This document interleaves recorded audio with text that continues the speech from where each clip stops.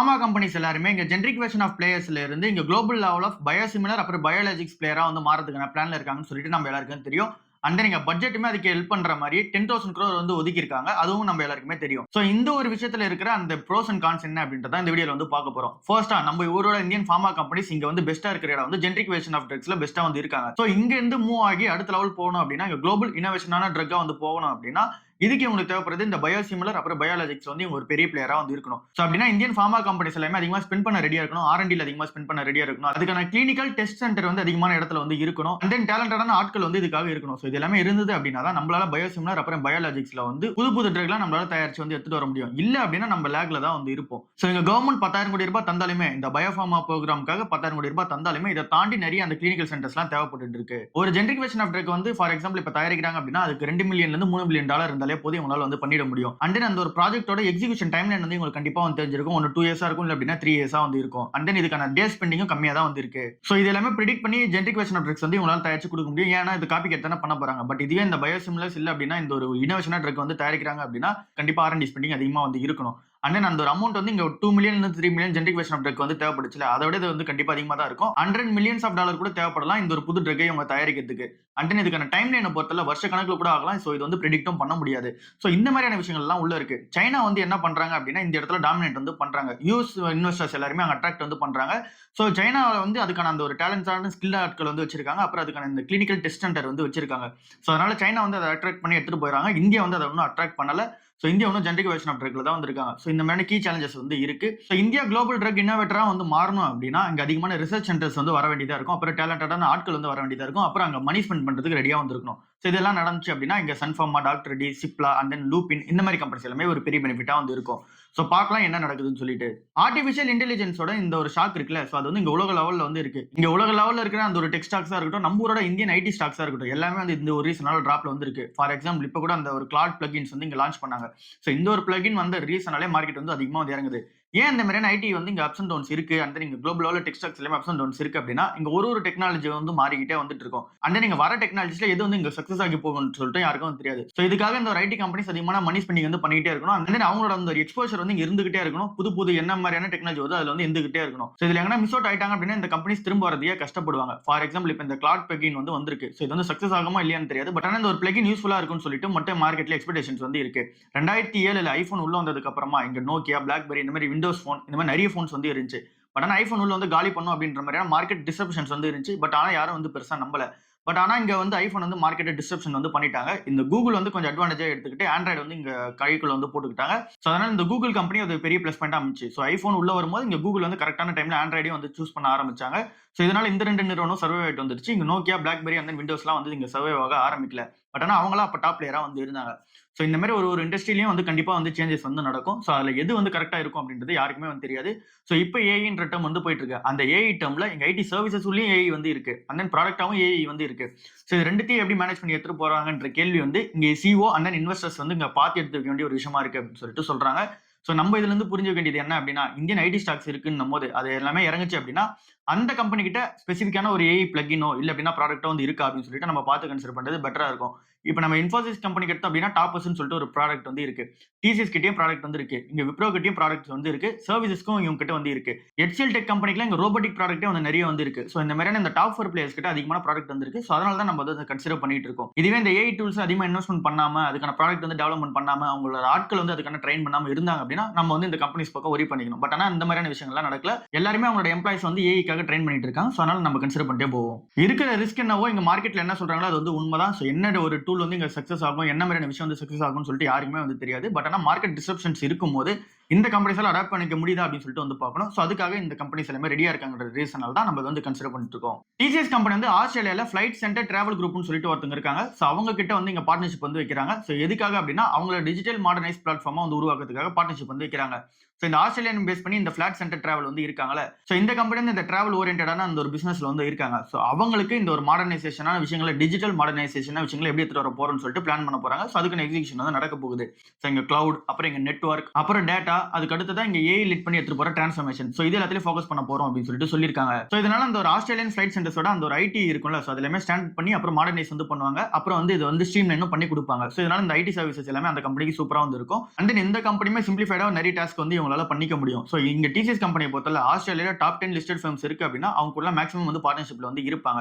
5 இடத்துல Australia local presence வந்து இருக்கு. ஸோ இது வந்து டிசிஎஸ் கம்பெனிக்கு இன்னொரு ஆட் ஆன் அட்வான்டேஜா இங்க ஆஸ்திரேலியால வந்து இருக்கு. பிஎஸ்சி கம்பெனியோட Q3 ரிசல்ட்ஸ் வந்து வெளிய வந்திருக்கு. அந்த ரிசல்ட் சூப்பராவே வந்து இருக்கு. நெட் ப்ராஃபிட் வந்து சூப்பரா ஜம்ப் ஆயிருக்கு. 172% இயர் ஆன் இயர் பேசிஸ்ல வந்து ஜம்ப் ஆயிருக்கு. 600 கோடி ரூபாய்க்கு மேல நெட் ப்ராஃபிட் வந்து பண்ணிருக்காங்க. 12% குவார்டர் ஆன் குவார்டர் பேசிஸ்ல வந்து growth ஆயிருக்கு. இயர் ஆன் இயர் பேசிஸ்ல 170% மேல வந்து growth ஆயிருக்கு. நெட் ப்ராஃபிட்ட பொறுத்தல்ல. ரெவென்யூ எவ்வளவு growth ஆயிருக்கு அப்படின்னா 62% வந்து ரெவென்யூ வந்து growth ஆயிருக்கு. மெயினா இந்த ரெவென்யூ வந்து ஜெனரேட் ஆகுது எங்க இருந்து ஆகுது அப்படின்னு சொல்லி பார்க்கும்போது இந்த டிரான்சாக்ஷன்ஸ்லாம் நடக்குதுல, சோ அந்த ஒரு சார்ஜஸ் வந்து அதிகமான ரெவென்யூ வந்து மேக் பண்றாங்க. 900 crore மேல வந்து இங்க டிரான்சாக்ஷன் சார்ஜஸ் வந்து மேக் பண்றாங்க ரெவென்யூவா. டோட்டல் ரெவென்யூ வந்து 1200 கோடி. அதுல இந்த டிரான்சாக்ஷன்ஸ் ரெவென்யூ மட்டுமே 900 கோடியா வந்து இருக்கு.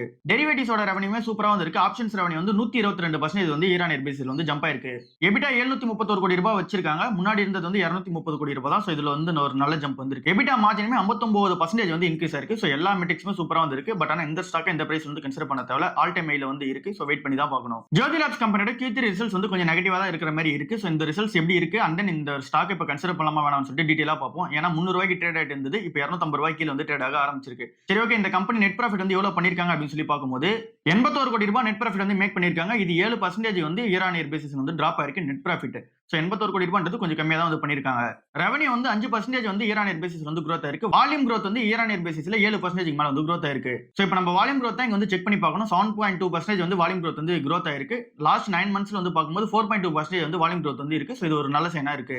லாஸ்ட் 9 மந்த்ல 4.5% வந்து இங்க வால்யூம் growth தான் வந்து இருக்கு. சோ இது வந்து ஒரு நல்ல சைனா இருக்கு. சோ அப்படினா இது என்ன இண்டிகேட் பண்ணுது அப்படினா இந்த கம்பெனியோட ப்ராடக்ட்ஸ் ஆன இந்த என்கோ, உஜாலா, மேக்ஸோ இது எல்லா ப்ராடக்ட்டுமே நல்லா சேல் ஆகுது அப்படின்றது நல்லா தெரியுது. எபிட்டா மார்ஜின் மட்டும் 16.5% ல இருந்து 15% தான் வந்து குறைஞ்சிருக்கு. சோ இந்த கம்பெனி காஸ்ட் கண்ட்ரோல் பண்றதுக்கு கொஞ்சம் வந்து ஸ்ட்ரகிள் பண்றாங்க. இங்க வந்து ரா மெட்டீரியல்ஸோட காஸ்ட் வந்து அதிகமா இருக்கு. இத தாண்டி ப்ரமோஷன் ஆக்டிவிட்டீஸ் அதிகமா ஸ்பெண்ட் பண்றதா வந்து சொல்றாங்க. சோ அதனால இந்த காஸ்ட் கண்ட்ரோல் வந்து பண்ண முடியல. ஃபேப்ரிக் கேர் தான் இந்த ஒரு இன்ஜின் growth வந்து இருக்கு இந்த கம்பெனிக்கு. சோ அது வந்து 9.2% வந்து growth ஆயிருக்கு. இங்க இந்த கம்பெனியோட பிராண்ட்ஸ் ஆன உஜாலா, என்கோ, அப்புறம் இங்க வந்து மிஸ்டர் ஒயிட், இப்போ வந்து டாக்டர் உள்ளுன்னு சொல்லிட்டு ஒன்னு எடுத்துட்டு வந்திருக்காங்க. சோ இது எல்லா ப்ராடக்ட்ஸ்மே நல்ல ஒரு சேல்ஸ் வந்து இருக்கு. மெயினா லிக்விட்ஸ் வந்து நல்ல சேல்ஸ் வந்து இருக்கு. டிடர்ஜென்ட் பவுடரை விட இது ஒரு நல்ல சேனா இருக்கு இந்த கம்பெனிக்கு. டிஷ்வாஷ் செக்மெண்டோட அந்த ஒரு growth பொறுத்தல வால்யூம் growth 7% வந்து இருக்கு. பட் ஆனா வேல்யூ கொஞ்சம் கம்மியா தான் வந்து கிரியேட் பண்ணுது இந்த ஒரு பிசினஸ்ல இருந்து. அடுத்ததா பர்சனல் கேர் வந்து 10% வந்து வால்யூம் growth வந்து இருக்கு. சோ இது வந்து ஒரு நல்ல சைனா வந்து இருக்கு. இங்க ஜிஎஸ்டி கட்க்கு அப்புறமா இது ஒரு நல்ல சைனா வந்து இருக்கு. அடுத்ததா இந்த ஹவுஸ் ஹோல்ட் இன்செக்டிசைட்ஸ் இருக்குல, சோ அது ஒரு growth பொறுத்தளவுல 12% வந்து growth இருக்கு. மேக்ஸிமம் வந்து அந்த லிக்விடா வர அந்த ஒரு வேப்பரைசரோட growth வந்து சூப்பரா வந்து இருக்கு. இங்க வந்து அந்த காயில்ஸ் கம்பேர் பண்ணும்போது இந்த மாதிரி ஓவராலா கம்பைன் பண்ணும்போது இந்த கம்பெனியோட ரிசல்ட்ஸ் எப்படி இருக்கு அப்படின்னு சொல்லி பார்த்தோம் அப்படின்னா நெட் ப்ராஃபிட் வந்து கொஞ்சம் டிராப்ல தான் வந்திருக்கு. இங்க காஸ்ட் கண்ட்ரோல் பண்றதுக்கு கொஞ்சம் கஷ்டம் வந்து பண்றாங்க.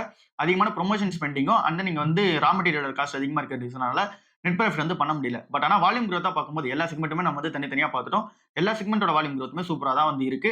சோ இது வந்து இந்த கம்பெனிக்கு ஒரு நல்ல சைனா தான் வந்து இருக்கு. சோ இந்த ஸ்டாக் இப்போ என்ன பண்ணலாம் அப்படின்ற கேள்விக்கான ஆன்சர் வந்து இப்போ நம்ம 300 ரூபாய்க்கு வந்து கன்சிடர் பண்ணிருக்கீங்க அப்படின்னா இப்போ 250 ரூபாய்க்கு இறங்கி இருக்கும்போது 1-2 மாதிரி ஆவரேஜ் பண்ணிக்கிறது ஒரு நல்ல டைமா தான் வந்து இருக்கு. இல்ல இந்த ஸ்டாக் ஐடிசியும் கன்சிடர் பண்ண இதையும் கன்சிடர் பண்ணோம் அப்படின்னா கூட தாராளமா வந்து கன்சிடர் பண்ணிக்கலாம். ஐடிசில அதிகமான போர்ஷன் வச்சுட்டு இதுல கம்மியான போர்ஷன் வந்து வைக்கலாம். ஜைடஸ் லைஃப் சயின்சஸ் கம்பெனியோட Q3 ரிசல்ட்ஸ் வந்து வெளிய வந்திருக்கு. அந்த ரிசல்ட்ஸ் எப்படி இருக்குன்னு சொல்லி செக் பண்ணி பார்ப்போம். இங்க நெட் ப்ராஃபிட் பொறுத்தல 2% தான் வந்து growth ஆயிருக்கு. பட் ஆனா ரெவென்யூ 30% இயர் ஆன் இயர் பேசிஸ்ல வந்து growth ஆயிருக்கு. 6000 கோடி ரூபாய்க்கு மேல ரெவென்யூ வந்து மேக் பண்ணிருக்காங்க. நெட் ப்ராஃபிட் வந்து 1000 கோடி ரூபாய்க்கு மேல வந்து மேக் பண்ணிருக்காங்க. 2% தான் ஆனா growth வந்து இருக்கு. இங்க எபிட்டாவை பொறுத்தளவுல 31% எபிட்டா growth வந்து இருக்கு. இங்க மார்ஜினை பொறுத்தளவுல 26.5% வந்து மெயின்டைன் பண்றாங்க. போன வருஷத்தை கம்பேர் பண்ணும்போது இது ஸ்லைட்டா வந்து பெட்டரா தான் வந்து இருக்கு. இந்த கம்பெனி எங்க நெகட்டிவா இருக்கு அப்படின்னு சொல்லி பார்க்கும்போது இங்க எக்ஸ்பென்சஸும் வந்து அதிகமாகிட்டே வருது. இங்க அதர் ஆப்பரேட்டிங் எக்ஸ்பென்சஸ் வந்து 55% வந்து ஜம்ப் ஆயிருக்கு. டாக்ஸ் எக்ஸ்பென்சஸ் வந்து 116% வந்து ஜம்ப் ஆயிருக்கு. One time labour code hit வந்து 84 கோடி ரூபாய் வந்திருக்கு. சோ இந்த மாதிரி இந்த எக்ஸ்பென்சஸும் வந்து ஜம்ப் ஆயிருக்கு. ஃபார்மா பிசினஸ் இந்த கம்பெனியோட கோர் ரெவென்யூ ஜெனரேட்டரா வந்திருக்கு. அது 81% ரெவென்யூ வந்து கான்ட்ரிபியூட் பண்ணுது. அது 18% இயர் ஆன் பேசிஸ்ல வந்து ஏறி இருக்கு. சோ இது ஒரு நல்ல சைனா வந்திருக்கு. அதுக்கு அடுத்ததா கன்சியூமர் வெல்னஸ் செக்மெண்ட் வந்து இந்த ஒரு பிசினஸ்ல வந்து கான்ட்ரிபியூட் பண்ணுது. அது 14% வந்து கான்ட்ரிபியூட் பண்ணுது ஓவரால் பிசினஸ்ல. சோ அதோட ரெவென்யூ வந்து 116% வந்து ஏறி இருக்கு. இங்க இந்தியா பிசினஸ் வந்து சூப்பரா இருக்கு. 13% இயர் ஆன் பேசிஸ்ல வந்து growth இருக்கு. யுஎஸ் பிசினஸ் வந்து 16% இயர் ஆன் பேசிஸ்ல வந்து growth இருக்கு. 41% ஆஃப் தி டோட்டல் ரெவென்யூ வரது யுஎஸ் மார்க்கெட்ல இருந்து தான். சோ அங்க ஒரு 16% growthன்றது நல்ல சைனா வந்திருக்கு.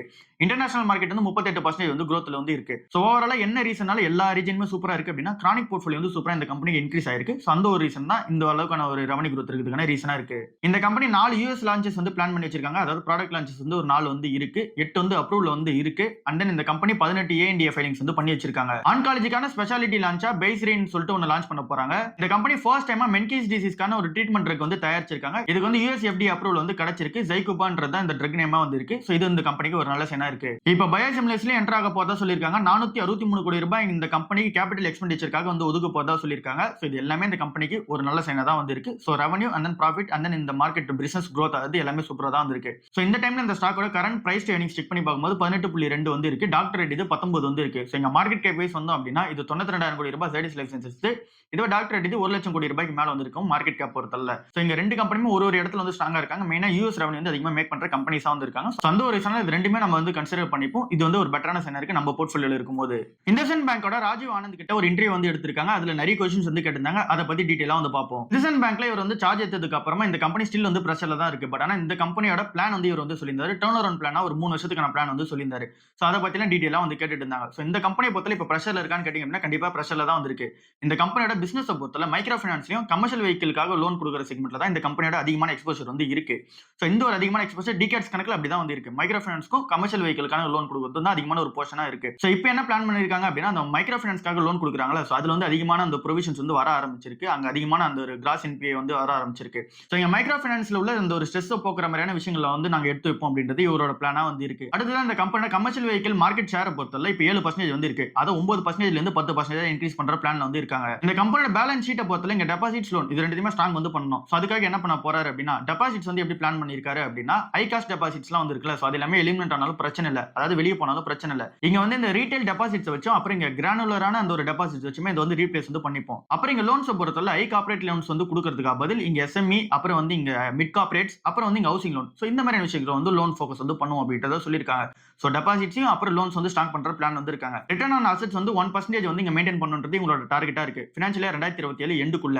சோ இப்போ இருக்கிற அந்த ஒரு ரிட்டர்ன் ஆன் அசெட்ஸ் பொறுத்தல 0.1% தான் வந்து இருக்கு. சோ அது வந்து 1க்கு எடுத்துட்டு போனோம் அப்படின்னா இது ஒரு பெரிய சவாலா தான் இருக்கு. சோ அது எப்படி எடுத்துட்டு போறாங்கன்னு சொல்லிட்டு பாப்போம். இங்க நெட் இன்ட்ரெஸ்ட் மார்ஜின் கிரியேட் பண்றதை விட ரிட்டர்ன் ஆன் அசெட்ஸ் வந்து இம்ப்ரூவ் பண்றதா ஒரு பெட்டரான சைனா இருக்குன்றத சொல்றாங்க. சோ சிம்பிளா என்ன அப்படின்னா இந்த கம்பெனி ₹1 மேக் பண்ணாலுமே அது வந்து இங்க பிரஷர் இல்லாம வந்து மேக் பண்ணும். அதுக்கு பின்னாடி ரிஸ்க் வந்து கம்மியா இருக்கணும். ₹2 மேக் பண்றாங்க பட் ஆனா அதுல வந்து அதிகமான ரிஸ்க் இருக்கு அப்படின்னா அந்த மாதிரி வேணா ₹1 மேக் பண்ணாலும் அதுல வந்து ரிஸ்க் இல்லாம இருக்கணும் அப்படின்றத இந்த கம்பெனியோட பிளானா வந்து இருக்கு. டேலண்டடான ஆட்கள் வந்து உள்ள உட்கார வைக்கணும். சக்சஷன் பிளானிங்ல போனோம் அப்படின்னா டேலண்டடான ஆட்கள் வந்து உள்ள உட்கார வைக்கணும். அவங்க இண்டஸ்ட்ரி எக்ஸ்பர்ட்ஸா வந்து இருக்கணும். சோ அந்த மாதிரியான பிளான்ல வந்து போக போறாங்க. சோ ஓவராலா இத பத்தி தான் அவர் வந்து டீடைலா வந்து பேசியிருந்தாரு. அந்த ஒரு 3 இயர்ஸ் பிளான் வந்து சொல்லியிருந்தாரு. அத பத்தி தான் டீடைலா வந்து பேசியிருந்தாரு. சோ இந்த ஒரு கம்பெனியை இந்த டைம்ல வந்து கன்சிடர் பண்ணலாமான்ற கேள்விக்கான ஆன்சர் வந்து ஸ்டாக் வந்து ₹928 வந்து போயிடுச்சு. பிரைஸ் புக் வந்து 1.1ல வந்து இருக்கு. புக் வேல்யூ வந்து ₹820 தான் வந்து இருக்கு.